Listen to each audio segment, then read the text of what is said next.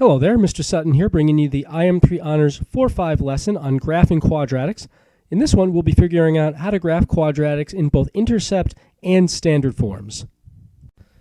Let's start with a few definitions that'll help us graph these things. First, let's take a look at intercept form.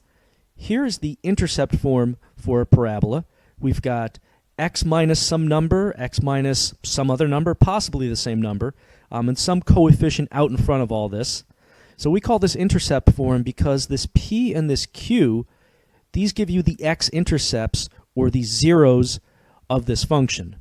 If you plug in whatever p and q are, you're going to zero out one of these parentheses, which gives you a y value 0, which puts you on the x-axis. Now, we have a vertex for every parabola, and this vertex, it just so happens, is going to be, the x value of the vertex anyway, is going to be the average or midpoint of these two x-intercepts.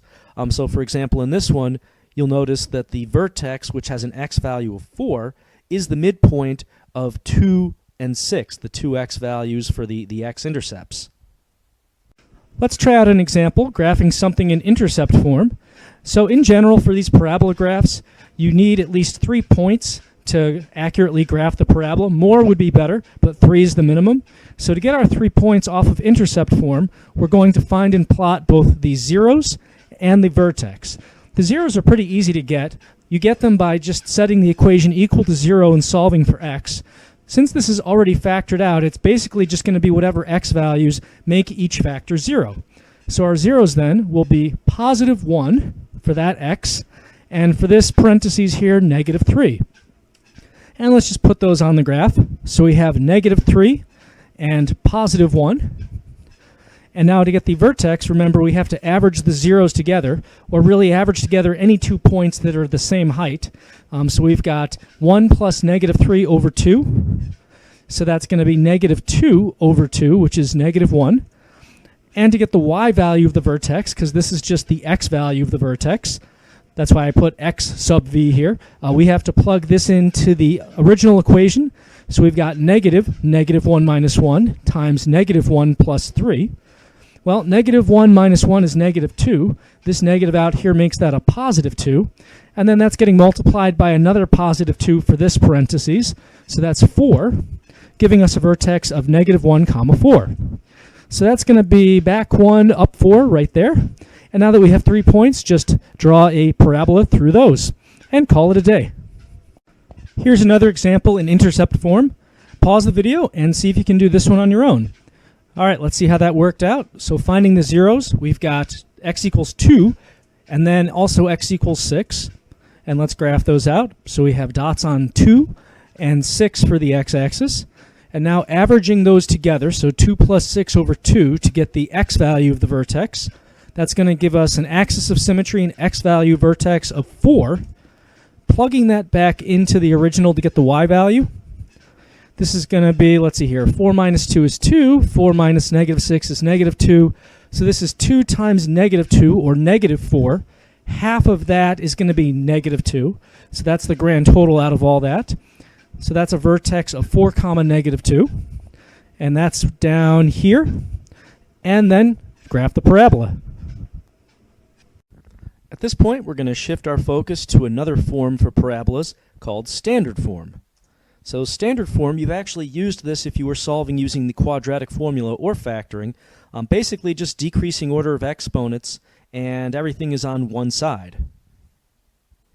Now, the interesting thing right off the bat about standard form, this a out in front of the x squared, this is the same a that was out in front of the parentheses in intercept form. The same exact number, believe it or not. So just like before, if a is positive, that means we have a parabola that opens up. If a is negative, we have one that opens down. Now, this c value also has some significance here.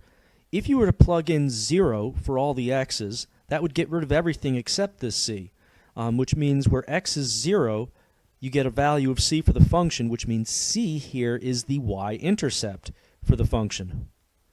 And in terms of finding the vertex, well, before we were just averaging the two zeros together to get the vertex. That would work still with this parabola, but you'll notice this one doesn't have any x-intercepts. So what do we do in that case? Well, the quadratic formula gives you the zeros for any parabola in this form, even if those zeros happen to be imaginary. So we can actually use the quadratic formula to help us find the x value of the vertex. I'm going to show you the vertex formula in a minute. What I'm about to show you now is kind of the origin story for that. So here's our quadratic formula. Here's half of it anyway, the negative branch. This gives us one of the zeros, even if it's imaginary for a parabola. Here's the other zero for any parabola, just negative b plus all that stuff. Now, just like before, if we add these together and divide by 2, we get the midpoint of whatever these are. So going ahead and adding them, dividing by 2. Since these have a common denominator, we could actually just add the numerators. We've got minus square root and a plus of the same square root, so those two things are actually going to cancel out. So although this looks pretty nasty at first glance, you really just get negative b plus another negative b all over 2a. So negative 2b over 2a over 2. Dividing one fraction by another, we're just going to multiply by the reciprocal of this bottom fraction.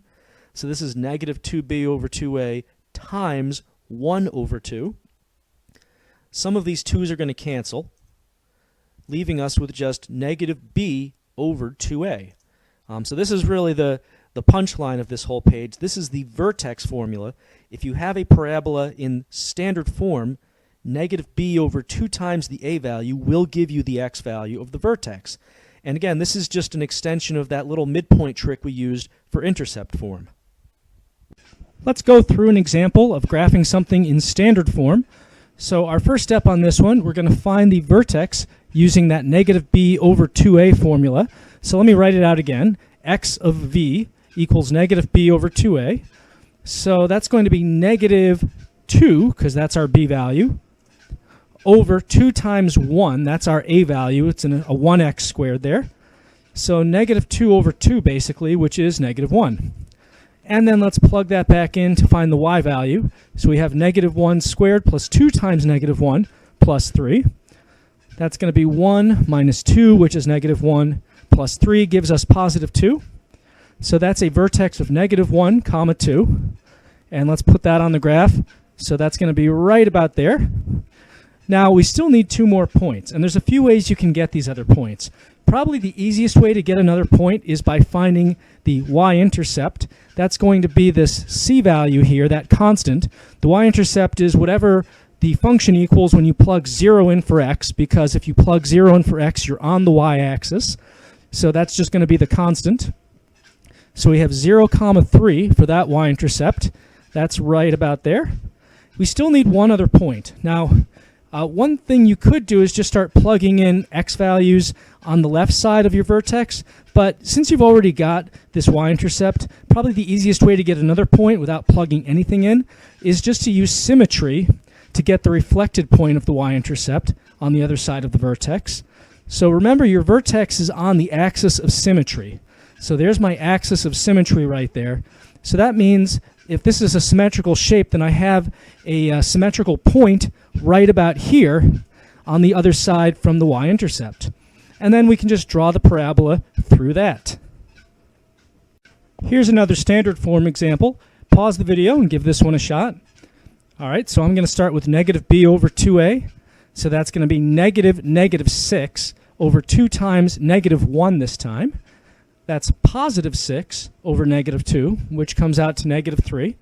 Plugging that back in to get my y value, that's going to be, let's see here, this is negative 3 squared, that's 9, but we have a negative out front, so that's negative 9.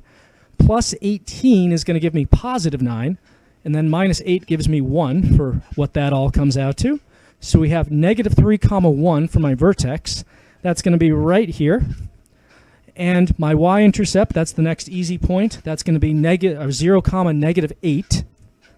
So that's down, let's see, here's 4, 5, 6, 7, 8 right there. And then I'll use symmetry to get a point on the other side. So here's our axis of symmetry going through x equals negative 3. So I have to go 3 to the left of that right here to get that other point, and then just draw the parabola through those. We're going to do one more example in standard form. This one's a little bit trickier. Pause the video and see how far you can get, but then we'll bring it back together. All right, so since it's standard form, I start by doing negative b over 2a. And my b value this time, this is tricky. There's no x term. There's no linear term. So that means I have an invisible 0x in the middle, which means that my b value is just 0. So I've got 0 over 2 times 2. Well, I guess it doesn't really matter. I mean, that's 0 over 4, but that's just 0. And if we plug 0 back into the original to find the y value of the vertex, well, 2 times 0 squared is 0. With a negative 50 out there gives us a grand total of negative 50. So that means we have a vertex at 0, negative 50. Okay, well that's 1 point. Now for our next point, we would normally find the y-intercept. But if you look at the y-intercept, which is the constant here, negative 50, the y-intercept and the vertex are exactly the same point. Well, that's a problem, right? Because if you have only 1 point still, then you don't have that second point you needed, and you can't use symmetry to get other points from that. So what we're going to do in this situation, if you have a vertex and y-intercept that are exactly the same, then you can either set the equation equal to 0 and find the zeros, or the x-intercepts. So that's one option. Or if that sounds like too much work, you might just plug in some other x value that's pretty close to the vertex and use symmetry on the point that you get from that. But I'm going to find the zeros because why not? So setting 2x squared minus 50 equal to 0, if I add 50 over there and divide by 2, that's going to be 25. And then if x squared equals 25, then square rooting both sides of that equation, I'm going to get x equals plus or minus 5. So that gives me the points 5, 0 and negative 5, 0 on the x-axis. So I've actually got my 3 points. I don't have to use symmetry at all, really, because the zeros, there's always 2 of them. Well, not always, but usually there's 2 of them unless your vertex is on the x-axis. So now there's another issue with this problem.